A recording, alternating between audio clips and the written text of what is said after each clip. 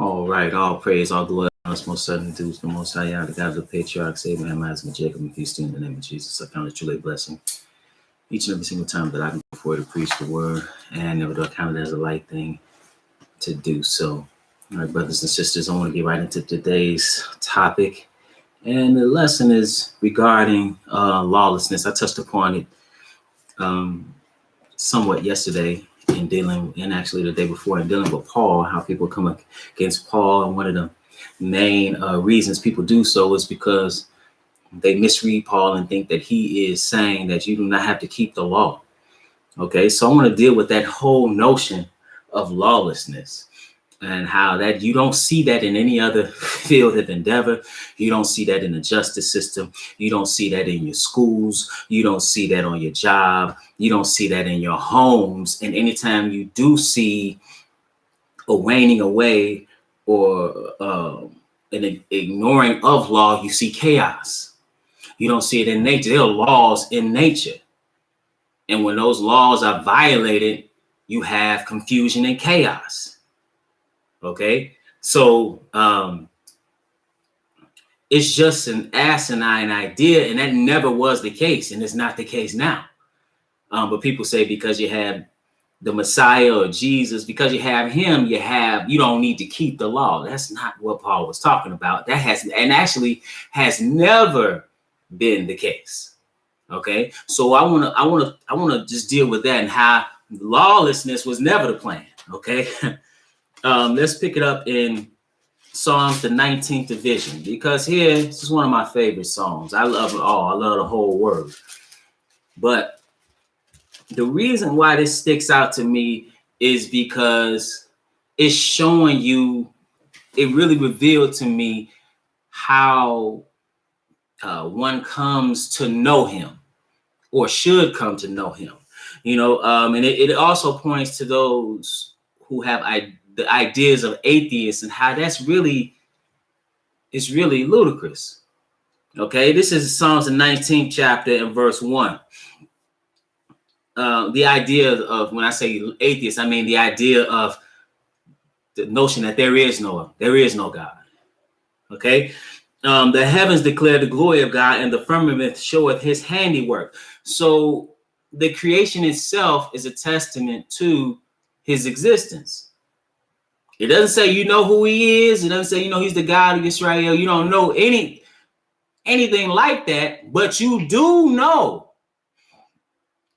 that he exists.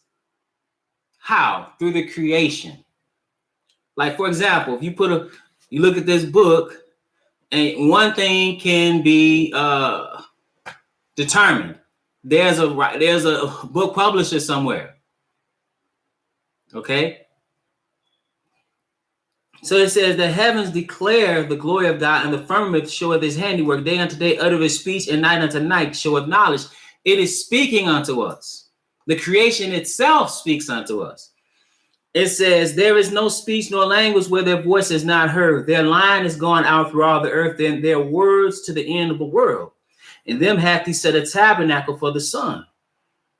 Okay, so these are the works of God. Then it says, which is a bridegroom coming out of his chamber, and rejoiceth as a strong man to run a race. His goings forth is from the end of the heaven, in his circuit, or his orbit, talking about the sun, unto the ends of it. And there is nothing here from the heat thereof. Wherever you are on the planet, that sun is going to hit. You may have moments where it's only dark, but as soon that sun is going to hit that place. It is a testimony. It testifies into his existence. But then it says something. So because the creation, once you don't have to be that old to understand that something, I always say something greater than your parents. As a little child, your parents are the greatest thing you know. But then as the world opens up to you more, you realize there's something greater than your parents. There's something, even people that your parents answer to. But then there's even an entity or a being that all will answer to, because you say, wait a minute, who did this? You ever walk into a beautiful home or seen a home or on TV or roll past and say, oh, that's nice. Who did that? The earth is the home to all these species. But then somebody will say, well, nobody did that. Nobody did that. It's really ludicrous when you think about it. So he says it is a testament to to his existence, but then it says something. It says the law of the Lord is perfect, converting the soul. The testimony of the Lord is sure, making wise the simple. Okay, so now he has a law. This one who made everything has a law. There are, like I said, there are laws embedded in everything that you see. Let your body temperature go 12 degrees beyond 98.6. It's a wrap. Let the moon get too close or too far away from the earth. Finito. Okay? See, there are laws. And there are even laws on how to live amongst those who he made in his image. So he says, we should understand, once we realize that there is a God, our next logical progression is to find out what that being requires of me, requires of you. That is our next logical step. The next logical step is not studying science and then saying, oh, there's no God. And I always laugh because some of the most, at least when you look at the Western world, some of the greatest scientists who people put so much stock into believed in a higher being. It was Newton believed in a God. And philosophers, Bacon, what did he say? He said, hey, listen, I'm paraphrasing, a cursory or superficial study of philosophy leads to atheism, but in-depth study of philosophy leads to theism, or the belief in a God. You look at some of the ancient Greek philosophers, you read about the immovable mover. They didn't know who this God was, but they know that something put everything into motion. Or at least they had that concept. I talked about yesterday how even Paul referenced some of their philosophers who talked about, we are made in his image, like in his children. So here he says, the law of the Lord is perfect, converting the soul. The testimony of the Lord is sure, making wise the simple. The statutes of the Lord are right, rejoicing the heart. The commandment of the Lord is pure, enlightening the eyes. The fear of the Lord is clean, enduring forever. The judgments of the Lord are true and righteous altogether. More to be desired are they than gold, yea, than much fine gold, sweeter also than honey and the honeycomb. Moreover, by them is thy servant warned, and in keeping of them there is great reward. Okay? So now there's a benefit into following these laws, following these rules, or this instruction on how to live. So he didn't just create everything. Even when you think about what he did for Adam, he laid the table for Adam, gave him everything. He created everything, and then created him. And then what did he do? He gave him Torah, or he gave him instruction. He gave him a mitzvah, commandment. Okay, that's what he gave him. He gave him a commandment.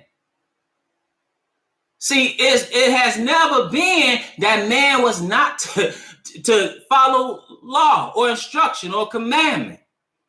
Never. Even before the law was officially given in the days of Moses and Aaron, there has always been law. There has always been a standard by which to live. If there was not a standard by which to live, how did he flood the earth because of sin or wickedness? It would be unjust. If there was not a standard, how does he rain down fire on Sodom and Gomorrah? If there was no standard. No, but there has always been a standard from man's inception, and man has known this. See, even the atheists deep down inside, what the problem is, that nobody wants to bring themselves into subjection, because the acknowledgement of a higher power, when you acknowledge a higher power, you are acknowledging that there's a being that you have to bring, or someone you have to bring your body into subjection to. And people do not want to do that. They would much rather do other things than that. They don't want, it's the flesh. If you think about it, no, God, we just appeared. We came from primordial soup. We came from a common ancestor.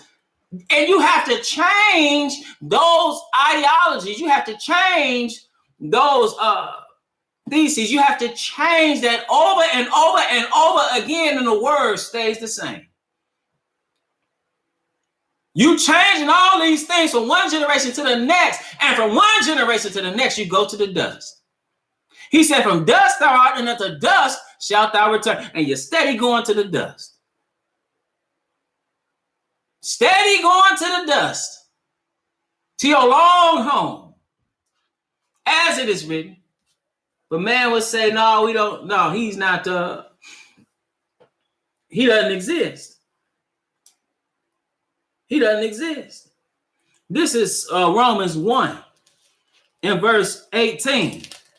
Because man knew, again, prior to Moses and Aaron, that there was a God and that they had to do something. This is Romans 1 and verse 18.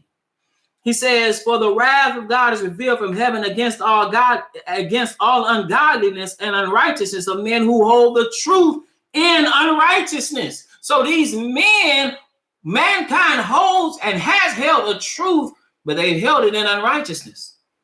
It says in verse 19, because that which may be known of God is manifesting them, for God has showed it unto them. There has been a universal revelation. We understand that the oracles were officially given to Israel. In the days of Moses and Aaron, when I say officially, I mean he came down on the mount. The mount was on fire. He manifested himself unto a people directly, a whole nation directly, through his works, right? But he showed universally that he exists. Through what? It says in verse 24, the invisible things of him from the creation of the world are clearly seen, being understood by the things that are made. What was made? You read in Genesis 1 and 1. In the beginning, God created the heaven and the earth. That's what was made in the beginning. That's been shown unto man. Earth is a creation. It is not eternal. It's not eternal. And people always come up with a new theory about how to explain something minus the one that put it into motion. That's like I said, that's like me trying to explain that book. No writer, no publisher, nothing. But I'm trying to explain how it got here. That's what people are doing with the earth. That's what people are doing with their own existence. That's what they're doing. Say, oh yeah, I can explain that. No, you have a theory based on pudding. It said, for the invisible things of him from the creation of the world are clearly seen, being understood by the things that are made, even his eternal power and Godhead, so that they are without excuse. Even that was shown unto mankind. So man does not have an excuse as not to serve him.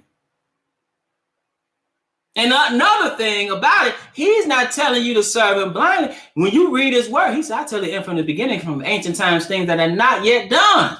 Say my counsel shall stand, and I will do all my pleasure. When you look at his word, he's telling you the end from the beginning. He's telling you about the one that was going to come into the world to save you in Genesis. All throughout Genesis, he's showing you that. All throughout the Old Testament, he's showing you how to get salvation out of your wretched condition, and people still refuse to acknowledge who he is. So it says in verse 21, because that when they knew God, they glorified him not as God, neither were thankful, but became vain in their imaginations, and their foolish heart was darkened. Men love darkness John says men love darkness rather than light because their deeds were evil. They rejected the Messiah in exchange for sin and wickedness and spiritual darkness. Why? Because they love wickedness. And it is the same reason that people deny God today. Don't get me wrong. People use the concept of a creator to control people. That is true. They give you misinformation. And they give you another Jesus, another gospel, another spirit, and use that to destroy people, to exploit people. And people will say, see, I knew it wasn't real. No, what you got wasn't real. He's real. You never had him. So it says, professing themselves to be wise, they became fools. See, what has man done? Verse 23. And changed the glory of the uncorruptible God into an image made like to corruptible man, and to birds and four-footed beasts and creeping things. So what man will do is he will deny the existence of God altogether, or he will make his own God. Jeremiah talks about this. Isaiah talks about this. The stock of the tree is vanity. They will deck it with silver and gold. So what do? They're talking about idolatry. That's what it's talking about. People will make their own God as if that's God. You see people, Buddha, they will make they have a statue of Buddha and they will put food in front of it as if the statue can eat. No, but that's what man will do. So it says, wherefore God also gave them up to uncleanness through the lust of their own heart, to dishonor their own bodies between themselves. So once you turn your back on him, he will turn his back on you. This whole idea that he's going to love me in spite of me, no matter what I do, no matter what I say, no matter at what time it's done, no matter what time it's said, he's going to, man, listen, who told you that? You can have an opportunity to be saved, but like Peter said, if the righteous scarcely be saved, where shall the sinner appear? What makes you think that once, like he said, when you come into the knowledge of the truth, there remain no more sacrifice of sin? You willfully sin, man, you're going to get cut off. You take the mark of the beast, I don't care what you knew before that. I don't care what you was doing before that. You'll be cut off.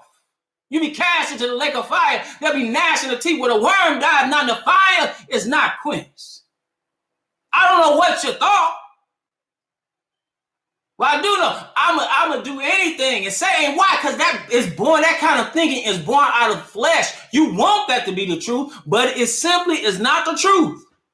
It simply is not the truth. So if you turn your back on him, he'll turn his back on you. You always have to have your garments white. You always have to be seeking him. You can say, well, he ain't coming back. I'm going to forget him. I'm going to go and I'm going to do what I want to do. And you'll mess around and be out there. I see that. I've seen that. People walk away from the truth as if there's somewhere else to go. To your own destruction is where you're headed. But it says, wherefore God also gave them up to uncleanness through the lust of their own hearts, to dishonor their own bodies between themselves. And when you deny him, or when you make up your God, or on your own God, you by default are making up your own standard by which to serve this God. People will deal in revelry and sexual debauchery in honor of a God. Dionysus, for example. You look at what they did in the Saturnalia. You look at what people have done. Look at what they did in honor of Tammuz and Ishtar and Astarte, pagan fertility goddesses. This is what they did. They that which is against nature. He's talking about lesbianism. See, so once you deny him and you make up your own God and make up your own standard, you liable to do anything. I'm here to tell you today, God's not in your foolishness. That's you and your foolishnness. You can't put him in your foolishness. You can't say he accept you being a lesbian. God, listen, If you want to go out and do that, don't put it on him. You can't read that, but people will even try to impute that into the Bible. Well, you try to put it in there, try to force it. It's not there. Guess what? It's an abomination yesterday. It's an abomination today. It's an abomination tomorrow. It don't matter what you say. It don't matter how you feel. It's not righteous. Just like adultery is not righteous. Just like thievery is not righteous. Just like lying and backbiting is not righteous. Just like murder is not righteous. But you want to put this in the category because that's your wicked mind. Nah. He gonna love this. No, he don't. No, he does not. So it said, likewise, also the men leaving the natural use of the body, or the woman, excuse me. In verse 27, and likewise, also the men leaving the natural use of the woman, burning their lust one toward another, men with men working that which is unseemly and receiving in themselves that recompense of their error, which was meet or fitting. That is against natural law. It's not just against Torah, it's against natural law. It's violence against oneself and violence upon another person. But where does that idea come from? It is born out of the cesspool you call a mind. And you trying to justify your wicked behavior. Again, that's born out of the carnal nature. It's not born out of Torah. It's not born out of the instruction that he gave us on how to live and how to bring forth life and under what conditions to bring forth life, which is the institution of marriage. No, it is born out of, which is between a man and a woman. It don't change. I don't care what the U.S. Supreme Court says. I don't care what any law says. A man, natural law, but most importantly, his law tells you something different. It tells you something different. So man got, and that's what you read about Sodom and Gomorrah. That's what they were dealing with. Bring out those men so that we may know them. That's born out of this mind. But in order to have that kind of mindset and to go along with that, you have to totally reject him. So when you totally reject him, now you got lawlessness. So it says, and even as they did not like to retain God in their knowledge, God gave them over to a reprobate mind to do those things which are not convenient. Not that he's forcing you to do it. You are the one that separated yourself from God. That's what man has done. And at the same time, you will try to wonder, oh no, what we gonna do? Why is this happening to me? Look at the world right now, it's in turmoil. But how else could it, what else is fitting except turmoil when you violate laws? Listen, brothers and sisters, if you ever made a mistake driving in your life, you understand how important those rules are. You can kill somebody, you can kill yourself, you can destroy property. Why? Because you're not following what? The rules. Destruction is connected to lawlessness. That's what's happening. You look at the world right now. You better not say, God bless America. How you going to bless America? America killing babies like 40 going north.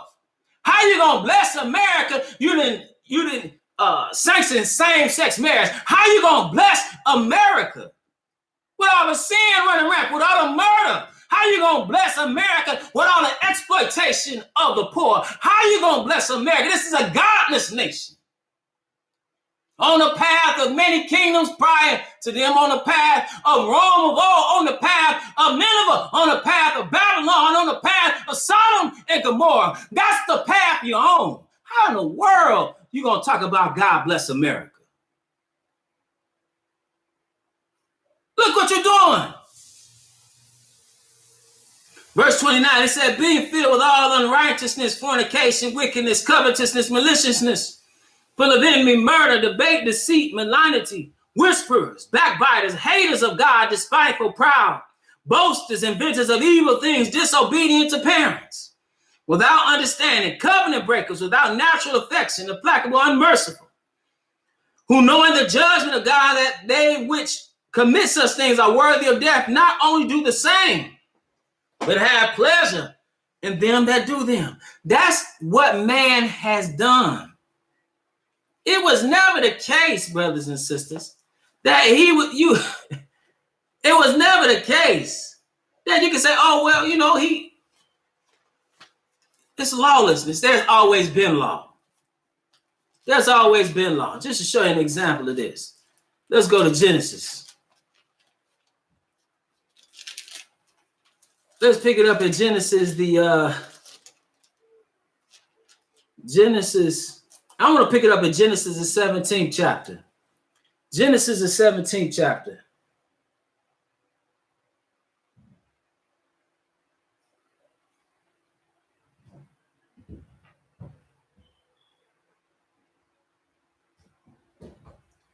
Genesis, the 17th chapter, verse 1.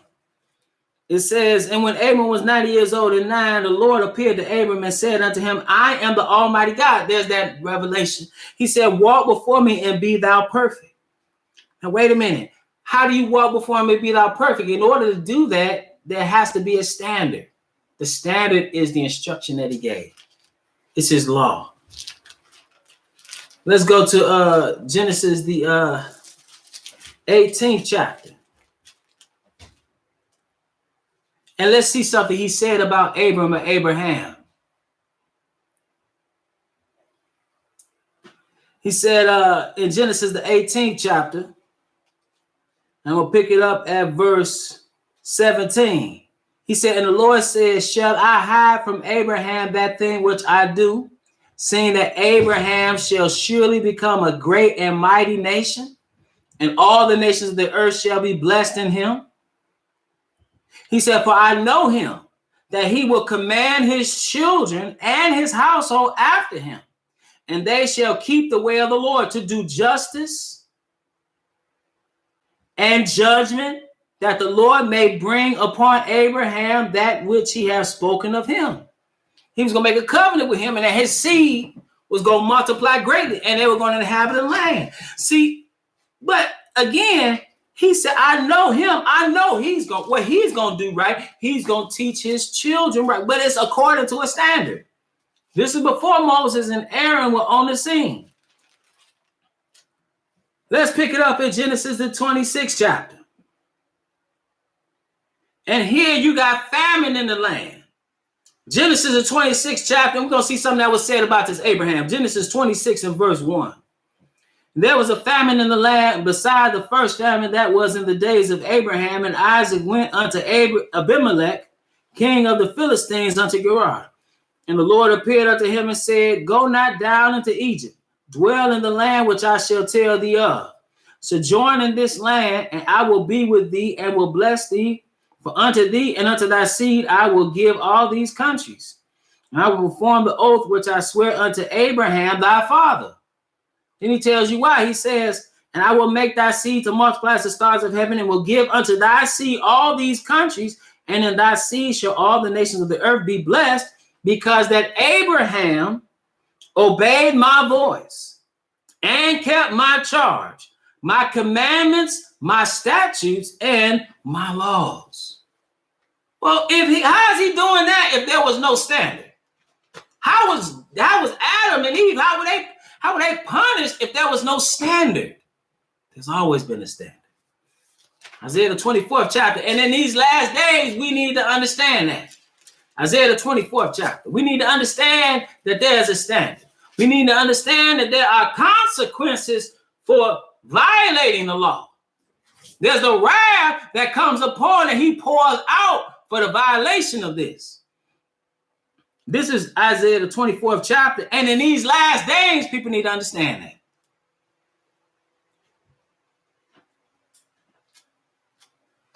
It says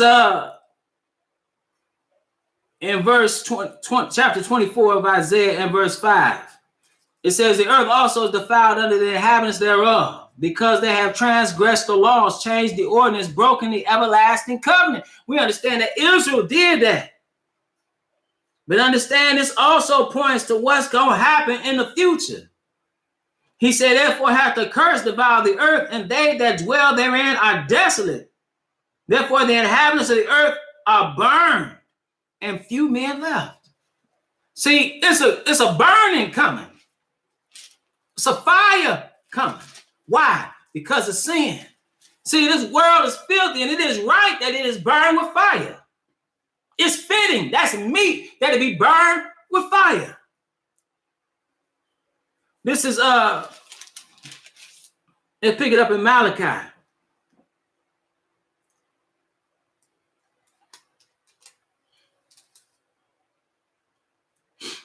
In chapter 4, Malachi 4 and verse 1. Because here, Malachi is prophesying of the day of the Lord. He's prophesying of the coming of the Mashiach, or the Messiah. He says, for behold, the day cometh that shall burn as an oven, and all the proud, yea, and all that do wickedly shall be stubble. And the day that cometh shall burn them up, saith the Lord of hosts, that it shall leave them neither root nor branch. Then he says something he said, but unto you that fear my name shall the Son of Righteousness arise with healing in his wings, and he shall go forth and grow up as calves of the stall. And ye shall tread down the wicked, for they shall be ashes under the soles of your feet in the day that I shall do this, saith the Lord of hosts. Remember ye the law of Moses, my servant, which I commanded unto him and Horeb for all Israel with the statutes and judgments. So he reverting you back to the law. And when Jesus came, the Messiah came, he shined a light on it. Think not that I'm doing away with the law. I came not to destroy the law of the prophets. I came not to destroy, but to fulfill. For verily I say unto you, one jot and one tittle shall in no wise pass from the law till all be fulfilled. He said, hey, look, not only should you not commit adultery, he said, it's written. He said, don't even look upon a woman to lust after her. Talking about some other man's wife. But verse 5, he said, behold, I will send you Elijah the prophet before the coming of the great and dreadful day of the Lord. And we understand that that's talking about John the Baptist, but that's also talking about what's going to happen even beyond our days. Right before that fire, he said, and he shall turn the heart of the fathers to the children and the heart of the children to their fathers, as I come and smite the earth with a curse. All right. So we need to understand that there's always been law. Lawlessness was never the plan. And if you want to get into the kingdom, if you want to get the reward that he has promised, the criteria of a saint is your faith in the Messiah as well as your obedience. That's the criteria of a saint, keeping the commandments and having faith in him. Let's see. So okay, somebody had a question. Let's see. Go ahead. You want to type your question, you go ahead and type that if you want to. And peace to everybody that's listening.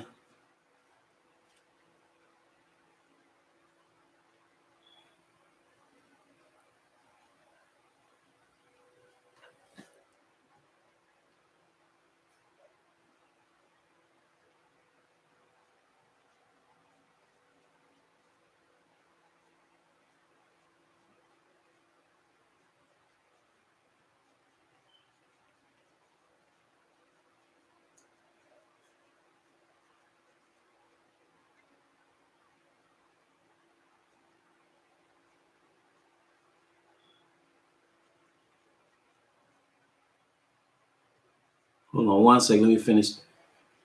Because somebody else had a question. This brother had a question. I'm getting back with him. So give me a second.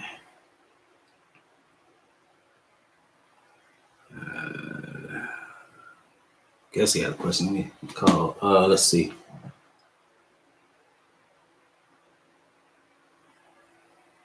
Do you know if you'll be able to start a family? I don't even understand that question. What do you mean by that? Are you saying, how do you know if you'll be able to start a family? What are you talking about?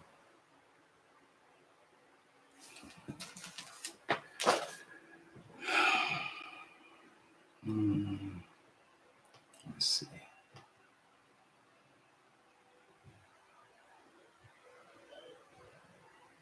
if you weren't able to experience it in heaven.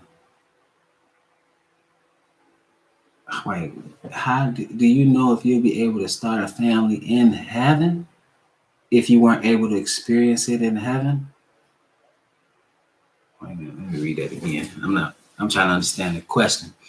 Do you know if you'll be able to start a family in heaven if you weren't able to experience it in heaven? Okay, the Bible does not say you're going to heaven. It says just the opposite. It says you're not going to heaven. So your idea, or the idea that you see in Christianity and you see in other religious faith systems, that you're going to heaven. Hold on. No. You're not. You listen. First of all, you're not. I'm gonna show this in two parts. First of all, you're not going to heaven, and secondly, you're not.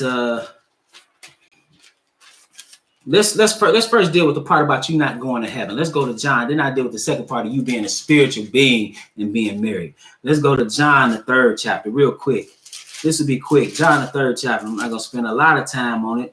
I would refer you to past lessons on the concept of going to heaven. That I was just looking today. There's 1,600 lessons or videos rather on this page. Many of them are dealing with the topic of going to heaven. You know, so don't even worry about going to heaven. You're not going. Now we understand the Bible.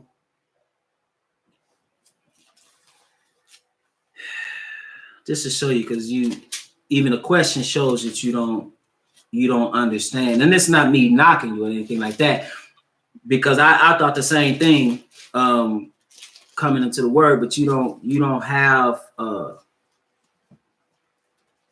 you're not going to heaven. That's not in the Bible. Okay. Now, when I say you're not going to heaven, you need to understand, according to the Bible, there are 3 heavens. Now, what do you mean 3 heavens? The earth is referred to as heaven. Okay. Where the sun and the moon and the stars, where the birds fly, that's referred to as heaven. But then you have the heaven of heavens, which is where the Father and the Son dwell. And there you're not going. Okay? You're not going. It's not, matter of fact, this is read John the 3rd chapter and verse 13. John 3 and verse 13. So it says, and no man hath ascended up to heaven, but he that came down from heaven, even the Son of Man, which is in heaven. Okay? So now that heaven, what is he talking about? Clearly, he can't be talking about the earth. And if you've been on a plane, let's just show you what I'm talking about here. Let's go to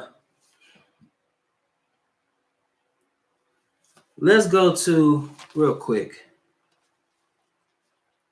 to see what heaven he's talking about. Let's go to 2 Corinthians.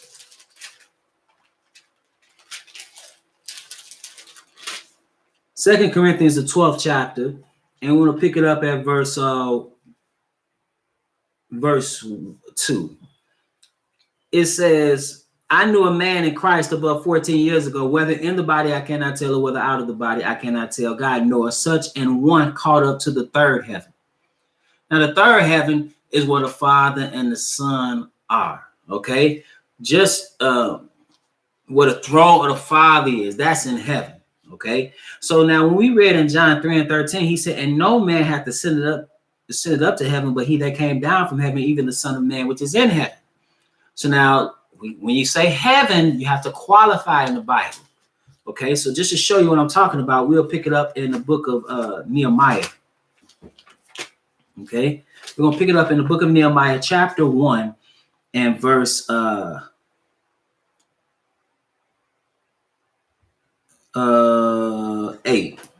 Now here Nehemiah he's praying and he's acknowledging the sins of Israel. And he says, remember, I beseech thee the word that thou commandest thy servant Moses, saying, if ye transgress, I will scatter you abroad among the nations. So it was written in the Torah that if Israel ever, started sinning, committing iniquity, start worshiping false gods, eventually they would be cast into captivity. Nehemiah and Ezra are some of the ones that have gone that are of those who went into captivity and are allowed to come back under decrees of Cyrus and Artaxerxes. Okay. But then he says something, verse 9, but if you turn, he's telling you what would happen. He said, but if you turn unto me and keep my commandments and do them, though there were of you cast out unto the uttermost part of the heaven. So where was Israel scattered? Israel was scattered throughout the earth. Just like, so that's what he's talking about here. Yet will I gather them from thence and will bring them unto the place that I have chosen to set my name there. Matthew the 24th chapter, real quick. Matthew the 24th chapter, because after he comes back, he's not taking you to heaven. Listen to what he's doing. Matthew the 24th chapter and verse 31, he said, and he shall send his great angels with the great sound of and he shall send his angels with the great sound of a trumpet, and they shall gather together his elect from the four winds of heaven. From the four winds, from one end of heaven to the earth. To the other. Let me read that again. And he shall, let me slow down. And he shall send his angels with the great sound of a trumpet, and they shall gather together his elect from the four winds. That's north, south, east, and west, from one end of heaven to the other. Who was elect? The children of Israel. He's going to gather his people and when he returns and bring them into the wilderness once again, then bring them into the land. He doesn't change. Now let's go to Revelation. And let's see something he said here in the battle. So the earth is referred to as heaven. Okay. So now Revelation, the 19th chapter, and the battle of Armageddon, he invites all the birds that fly to come and eat the supper of a great God. But let's see where that's at. Revelation, the 19th chapter and verse 17, he says, and I saw an angel standing in the sun, and he cried with a loud voice, saying to all the fowls that fly in the midst of heaven, in the middle of heaven. But where do birds fly? They fly in the sky. That's referred to as heaven. But Paul said there was a third heaven. Okay, so he said, come and gather yourselves together unto the supper of the great God. Psalms. Let's go to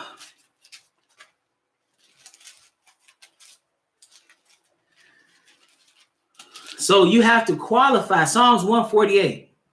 And 1 says, praise ye the Lord from the heavens, praise him in the heights, praise ye him, all his angels, praise ye him, all his hosts, praise ye him, sun and moon, praise him, all ye stars of light, praise him, ye heavens of heavens, and ye waters that be above the heavens.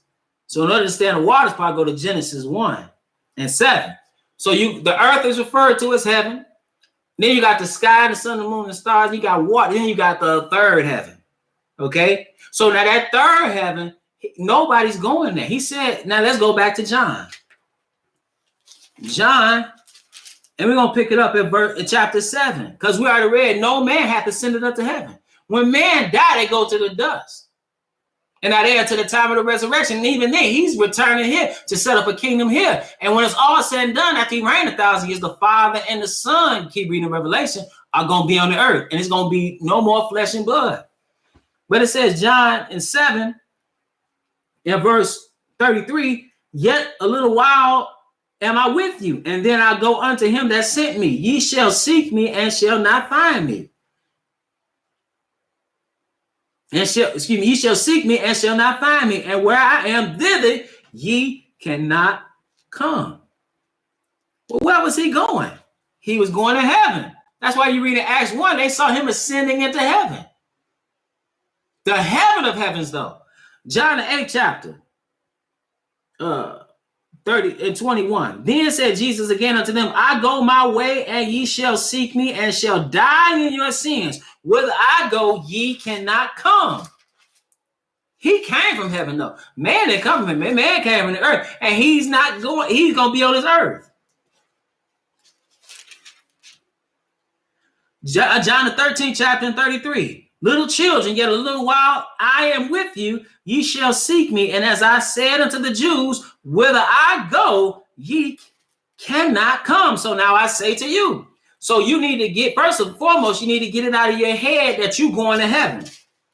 Because you're not going to heaven. That's number one. Now, number two, you're talking about marriage. Listen, marriage is something you do when you, that's a terrestrial thing. That's something a man. We don't, spiritual beings, once you become a spiritual being, you're not married. Okay? That's, and let's see that. Let's go to,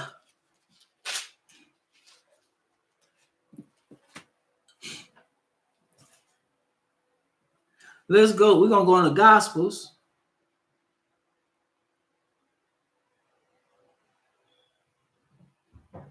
You talking about a whole, stop. Don't write nothing else. Okay? Because I'm asking your question. I'm not even talking about no second marriage or nothing. So what do you, I don't even know why you wrote that. You wrote earlier, if you're not able to experience marrying, I came in late to the stream, folks. Hello, laugh aloud. Ain't nothing funny. I don't know what you're laughing at. You being a disruption. That was Pitt. Man, hey.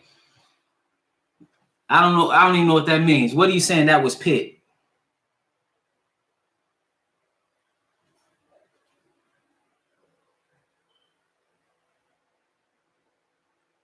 That wasn't me that said that. Yeah. I got that. Yeah. That was somebody else that's been a disruption. I got you. So back to what I was saying.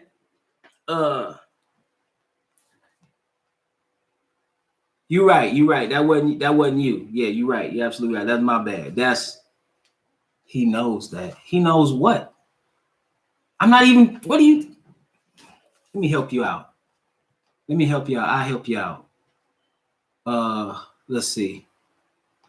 So we ain't got to worry about foolishness. At least from you. I'm not even talking about somebody marrying somebody twice. That's a whole different subject. You're just being a disruption. Okay, so now the first part of it, and again, my apologies to the one that asked the question originally. I said that wasn't you. That's my apology. So now let's go to Matthew the 22nd chapter, because not only are you not going to heaven as a spiritual being, you're not getting married. Let's pick it up at Matthew the 22nd chapter in verse 23. It says, the same day came to him the Sadducees, which say that there is no resurrection, and asked him. So now they're testing him, tempting him. And they said, saying, verse 24, saying, Master, Moses said, if a man die having no children, his brother shall marry his wife and raise up seed unto his brother. That is true. That's called what they call the liberate law. Okay, if a man didn't have seed and his brother or nearest kin, you saw in Ruth, that he would come and marry that woman, okay, and raise up seed in his brother's name. Okay, so that is law. And you see that in other cultures as well. That was a way so that his name would remain in Israel, but also that was a way to which that widow actually would be covered as well. So it says, saying, Master, Moses said, if a man die having no children, his brother shall marry his wife and raise up seed unto his brother. And it says, now there were with 7 brethren, and the first, when he had married a wife, deceased, and having no issue, left his wife unto his brother. Likewise, the second also, and the third unto the 7th. Matter of fact, just to show you how law has always been, just a side note, if you want to go read in Genesis about Judah and his sons and Onan and what they were doing, because that liberate law they were supposed to be following that then. That he even told him, go take it when his sons die. He said, go take the wife of your brother. Nevertheless, likewise, the second also and the third unto the 7th, I'm in verse 27. And the last of all, the woman died also. Therefore, in the resurrection, whose wife shall she be of the 7? For they all had her. So now they're trying to figure out, but they said resurrection. So you resurrected being, you no more terrestrial or earthly being, you a spiritual being. So it says, read Corinthians about that, 15, 1 Corinthians 15. Jesus answered and said unto them, ye do err, not knowing the scriptures nor the power of God. For in the resurrection, pay attention, they neither marry nor are given in marriage, but are as the angels of God in heaven. Okay, so you're not marrying anybody as no resurrected being. Nor are you going to heaven. It's all about on this earth. Okay, and understand what the institution of marriage is for. People think the institution of marriage is for so you can have a ring. People may think it's for so you don't have to die alone. So you can go on a honeymoon on a Caribbean cruise. Well, not today, but it is within that's the ultimate purpose. Yes, you have a companion. Yes, you have those things, but understand it is about bringing forth children. You're not bringing forth children as a spiritual being. That's not how that works. That's not how that works. So he says again, for in the resurrection, they neither marry nor are given in marriage. So again, you're not getting married if you're a spiritual being, and you're not going to heaven. He told you that, matter of fact, let's go read it real quick. Let's just pick it up in Revelation, the 3rd chapter. And again, my apologies. I was read that quick and thought you said it. I don't understand. Well, I do understand people are ignorant. So they'll come on and try to be a disruption.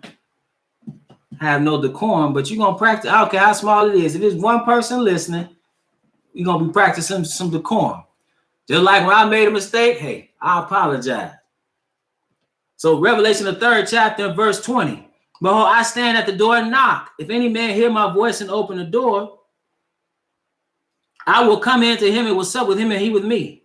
To him that overcometh will I grant to sit with me in my throne, even as I also overcame and sat down with my Father in his throne. Well, where's the Father's throne? The Father's throne is in heaven. But where's the Messiah? Where's Jesus' throne at? Let's go to Luke.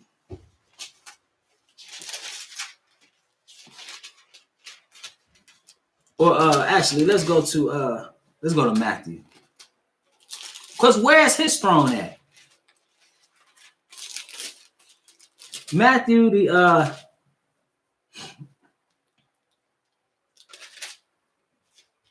let's see. Actually, I might want to read it. Hold on 1 second. So a lot of this stuff we have in our heads is not biblical. It simply is not biblical, and that's what we have to rely on. We have to rely on what thus said the Lord. It's in Luke. I said Luke initially. Luke 1 and verse 26. It says, because we want to find out where he said, if you overcome, you'll sit with me on my throne, even as I overcame and sat down with my Father in his throne. Luke 21 and 26 says, and in the 6th month, the angel Gabriel was sent from God unto a city of Galilee named Nazareth, to a virgin espoused to a man whose name was Joseph of the house of David, and the virgin's name was Mary. Now let's skip down and see what Gabriel said about this one. In verse 31, and behold, thou shalt conceive in thy womb and bring forth a son, and shall call his name Jesus. He shall be great and shall be called the Son of the Highest. It's the Son of God. And the Lord God shall give unto him the throne of his father David, because he came through the lineage of David, right? So wait a minute. That was the earthly lineage of Joseph. We should understand that. But so now, where was David's throne? David's throne was in Jerusalem. Matthew, the 5th chapter, real quick. So he's going to reign from Jerusalem. And he says something here, because he didn't do away with the law. If you read earlier in Matthew 5, I was quoting this earlier, verse 17. He said, think not that I am come to destroy the law of the prophets. I am not come to destroy, but to fulfill. But verily I say unto you, till heaven and earth pass, one jot and one tittle shall no wise pass in the law, to all be fulfilled. Okay, so now he says about swearing.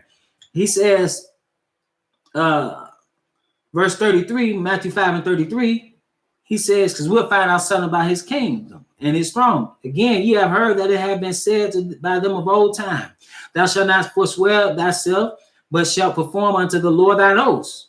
So you make an oath, you're supposed to keep it. He said, but I say unto you, swear not at all, neither by heaven, for it is God's throne. You can sit with me as I sat with, if you overcome, you can sit with me on my throne, even as I overcame and sat down with my Father in his throne. That's why you read in Psalms 110, he said, the Lord said unto my Lord, sit thou on my right hand until I make thine enemies what? Thy footstool. He's in heaven waiting on that time. So it says, but I say unto you, swear not at all, neither by heaven, for it is God's throne, nor by the earth, for it is his footstool, neither by Jerusalem, for it is the city of the great king. We just read about that great king. In this Jerusalem, he's going to reign from. That's where he's gonna reign from, and it's the Bible's telling you that all over. Real quick, let's go to one more place. Isaiah, the 2nd chapter, and verse 2. It says, and it shall come to pass in the last days that the mountain of the Lord's house shall be established in the top of the mountains, and shall be exalted above the hills, and all nations shall flow unto it. And many people shall go and say, come ye, and let us go up to the mountain of the Lord, to the house of the God of Jacob. And he will teach us of his ways, and we will walk in his paths. For out of Zion, where's Zion at? That's in Jerusalem. Shall go forth the law and the word of the Lord from Jerusalem. Okay, so he's going to reign from Jerusalem, right? Where David reigned from. Okay, we understand that he reigned for 7 years in Hebron. We understand that in 33 years, his kingdom was established in Jerusalem. Okay, and that's where he's going to come back and reign at. So again, so that I can question, or to the first question rather, you're not going to heaven. That's not in the Bible. And secondly, you're not going to be married if you're a spiritual being. So with that, brothers and sisters, I want to remind you that we're at the House of the Faith. We're live streaming right now, obviously because of the situation that's going on. We live streaming every Sabbath at 1 p.m. Central Standard Time. That's every Sabbath at 1 p.m. Central Standard Time, right here on the Israel Teach YouTube channel. We also live stream on our website, okay, www.israelteach.org. Okay, and we also have Bible study every Friday at 8 p.m. Central Standard Time, or at Zoom. If you look at the description of this, this video, you'll see instructions. So if you have questions, and this is a very interactive thing, it's more interactive. You can hear each other, see each other if you want to be seen. You don't have to be seen, but definitely can hear you. And so sometimes, because when you have questions, it's much easier to answer them in that way, instead of sometimes typing it out. And so we do that every Friday at 8 p.m. Central Standard Time on Zoom. 8 p.m. Central Standard Time on Zoom. If you've been edified through the ministry and would like to leave a donation, you can do so on our website through PayPal. www.israelteach.org is our website. We're thankful for those who have donated. 100% of the proceeds go to the work of the ministry, not in our pockets. Excuse me. In addition, there are books that are sold on Amazon.com that I've written. Other places where books are sold as well, like Amazon, Barnes and Noble. If you're interested in buying, I would say you got time to read. So if you haven't purchased these, Into Egypt Again with Ships, A Message to the Forgotten Israelites, African Americans, Killing Black Innocents, the program to control African American reproduction from slavery's end to the present day self-inflicted genocide, pagan origins of Christian holidays, hair like wool, feet like burned brass, the color of Jesus and burning truth concerning the Messiah. That's a fresco from Italy, as you can see what they thought the Messiah looked like before Leonardo da Vinci or Michelangelo. This book here, for then shall be great tribulation. It's a fitting time. It's a fitting book. If you want to know what's about to happen, I suggest you get that book.